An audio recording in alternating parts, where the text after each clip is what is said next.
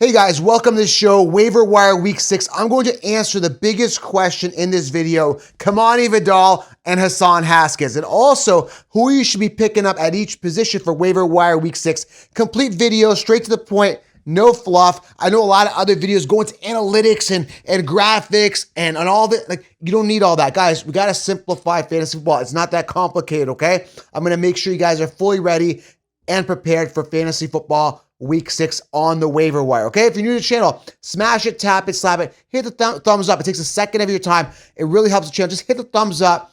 Really helps, okay, guys? And drop a question below. I'll try to get to as many as I can. There's no guarantees, but I will try to get to as many as I can. If you have a specific waiver wire question, drop it below. If you want guaranteed access, join my Patreon group. That's patreon.com/FF Council. I've also linked it here at the top of the comments. Join. All you need is a $10 package, and that gets you Q&A for the waiver wire. If you want your question guaranteed to be answered, get into the captain level. If you want guaranteed answers for starts and sits and more, join the captain's package. But it's an amazing community. Join the Patreon group right now. I've linked it below. That's patreon.com/FF Council. Okay, let's go through each position. And I'm going to give you the waiver wire pickups at each position. And I'm going to be answering Kamani Vidal Haskins' question as we go through this. Stay to the end as well. I'm going to give you some golden nuggets as well, talk about the bye weeks, and give you some defense as well at the end, okay? Stay to the end. All right, let's talk about the quarterback position. And now I talk about this in my 16-round draft session, and when telling you to draft, you guys got to make sure you anchor your team with an ace quarterback. This is so important. Now, there's been injuries at quarterback position, including guys like Lamar Jackson, who I said was going to decline. This guy had an astronomical 41 touchdown, 4 interception season that he's never achieved last year. And I said he's going to decline, and sure enough, he's banged up, and he's shown sign of injuries in the past. But if you're desperate for a quarterback, I'm going to give you guys some suggestions, especially in deeper leagues where it might be thin and trim. You might get some options here, okay? Tua finished 9th in week 5. Heading into week 6, that may continue. He had 27 points. Trevor Lawrence finished 6th amongst quarterbacks, okay? Had his best game so far. Is that sustainable? If you're desperate for a quarterback, you need a second quarterback, you need a bye week cover quarterback, he will be viable, okay? Jake Browning, as far as we know right now, 3 touchdowns, 3 interceptions last game. Finished like, 14th or no, I don't know where he finished. It wasn't a top 10, just outside the top 10. Jake Browning, okay, if you're desperate for a quarterback, 3 for 3, 3 touchdowns, 3 interceptions, not the greatest. This is total desperation mode if you need a quarterback, okay? Don't grab him. Dylan Gabriel finished 18th amongst quarterbacks. Yeah, I think it was Browning that finished 14th. Gabriel finished 18th with 2 touchdowns. This is the rankings amongst quarterbacks week 5, okay? Dylan Gabriel, 2 touchdowns. Am I excited about Gabriel? No. But if you need a quarterback, why not? There is a little bit of upside there, okay? Mac Jones, for now, Brock might be a while till he gets back. So, he might even be back week 6, Brock, okay? Purdy. In the meantime, Mac Jones could be viable right now, okay? Guys, I'm just super excited. Week 6, I can't believe how fast things are going here. So I'm just going through all my notes. I got chicken scratch here, but there's a lot of detail in this notes. So I'm trying to go through and decipher all this information, okay? Let's talk about the running back position. Let's talk about some options. And you can see how fast this position gets thinned out, because to begin the season, there's only like 10 running backs that are like viable workhorses, right? And even guys like Henry, I told you could be a fall off here, is falling off. So guys like Henry falling off. It's been crazy, but Tajay Spears only had 4 carries for 14 yards. Could be a viable pickup. Kenneth Gainwell is going to get work as long as Warren is sidelined. Michael Carter, if he's still available, probably not. He got picked up last week, but finished 9th in fantasy points, 18-plus points for Michael Carter with the Cardinals. Could be viable as well. Keandre Miller, a bit of a reach, but somebody you may want to pick up or may not want to pick up. 10 attempts, 41 yards, 5.9 points, not really enough. Isaiah Davis could be viable if Breece Hall goes down. I think he was sidelined for a bit, came back. I'm not talking news here. I just want to make sure you guys get the right waiver wire pick. But Isaiah Davis, okay, it might be worth a stash, because, again, Braylon Allen's out, and there could be something there. Now, let's talk about the Hampton situation. Now, listen, this sucks, okay, because I got a lot of Hampton stock, and I watched that hit on Omarion Hampton. This guy should not be sidelined on IR. If you look at that hit, it's an ankle sprain, okay? I would say, give him a rest, get him stretching, tape it up, and get him back on the field. Now you've got a decision between crappy Kamani Vidal and Hassan Haskins.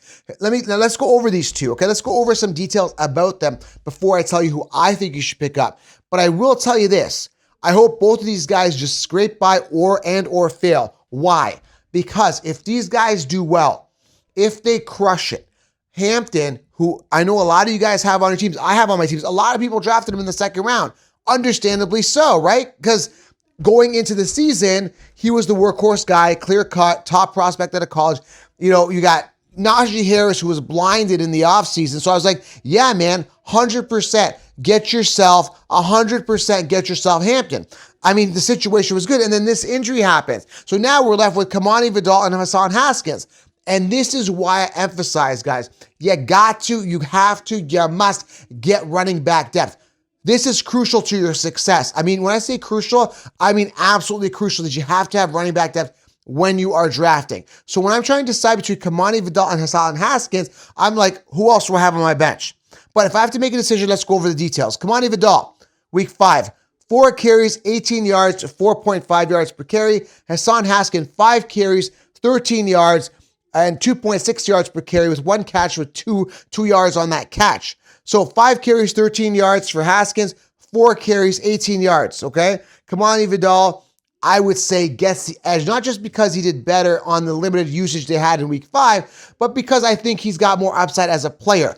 Haskins was a failed project, Tennessee 4th round pick, did absolutely nothing, okay? 3rd season. Haskins sucks, all right? Now, they could run a situation where they're going to run Haskins as a receiving back, as, you know, maybe a 3rd down back, or maybe in early drives if they want to throw the ball, more checkdowns, and they might use Kamani Vidal as a goal line guy. That may very well happen. At the end of the day, I hope both of these guys fail, okay? I hope we get Hampton back soon. I know it's going to be 4 weeks. It sucks, but when he comes back, we don't want him in a committee. That's the last thing we want. That's my 2 cents on this guy. So search deep in your bench. Can you start somebody over these guys? That'd be the better choice, okay? Wide receiver here. Kendrick Bourne, he probably went off last week. You picked him up. But again, that void there with the injuries, opportunity there. Rashid Shaheed, we got him having a good game, 5 targets, 4 receptions. Torrey Horton and Ryan Flournoy, Dallas, could be absolutely viable. 9 targets, 6 receptions, 6th round pick in 2024 from Dallas. There could be something here for a consistent player as long as CeeDee Lamb is sidelined. So I would say at wide receiver, he's a top pickup. Ryan Flournoy could be viable moving forward, not just a fly-by-night waiver wire, suggestion here. Could be very viable. Now, some viable tight ends. Now, this guy's on my bench, but Mason Taylor, 12 targets, 9 receptions, 17 points. I got him. I'm going to be probably starting him moving forward, especially when Warren, I start Tyler Warren over him anyway, but if I can get a bye week or whatever covered, I got myself a good guy here with Mason Taylor. In another league, I ended up getting Jake Tongs, 11 targets. Make sure you pick up Jake Tongs if he's available in your leagues. AJ Barner, I was wrong there. I admitted I thought it would be the Elijah Arroyo show. AJ Barner, 24 points last week, 7 targets, 7 receptions, 2 touchdowns. Understand, 2 touchdowns may not continue this week, but it still looks very viable. We got also Theo Johnson, a must pick up with the injury of Malik Neighbors. Looks like a very, very viable target for Dart. 7 targets, 6 receptions, 2 touchdowns. The touchdowns may not be sustainable, but the targets may be sustainable for Theo Johnson. You definitely want to pick him up, okay? Let's go through the defense. Before I do, make sure you guys hit the thumbs up, drop a question below, and subscribe if you haven't subscribed to the channel, okay? So those are your tight ends. Theo Johnson, really like. I do like Barner. I do like Tongs if he's available. Oh, yeah, Harold Fannin if he's available, and Michael Mayer coming back from concussion. As long as Bowers is bagged up, Michael Mayer could be viable, but it's a terrible offense there with the Raiders, okay? But definitely Theo Johnson, a must pick up this week. And I do like Mason Taylor as well. Defenses with decent matchups. I'm going to be doing a starts and sits, so turn on the bell, subscribe. That's coming in a day or two. So, but I lay out all the optimal matchups so you guys are set. But Rams, Colts, Steelers, Packers, Broncos, and Patriots, all good matchups. So if any of them are available, you may want to pick them up. Houston and Minnesota are going to be on a bye week for week 6. All right. So I hope that helps. Again, we don't have to do an hour video and do a lot of fluff. This will get you the information. Anything I miss, drop in the questions, interact with each other, help each other out in the comments. You want to go for those target getters. You want to address your needs. You don't want to end up with a 0 on any player on your roster moving forward, okay? You cannot afford to play players. Now we're in week 6, so now we have some sort of stable amount of consistency where we kind of know who's who. You want to start the volume getters, all right? You cannot mess around. We need to win week 6, regardless what your record is, whether you're 4-1, 1-4, 3-2. I don't care. We got to win week 6, all right? Make sure you guys drop a question below, subscribe, thumbs up, and join the Patreon group if you want direct access. If you guys want me to save your league, I'm going to go in there, dive in, and do the research for you, okay? To help you guys out. Subscribe, thumbs up, and I will see you in the next video. Waiver Wire Week 6 Fantasy Football 2025 is here. Go be sharp on the wire. Lion mentality. Have a good one.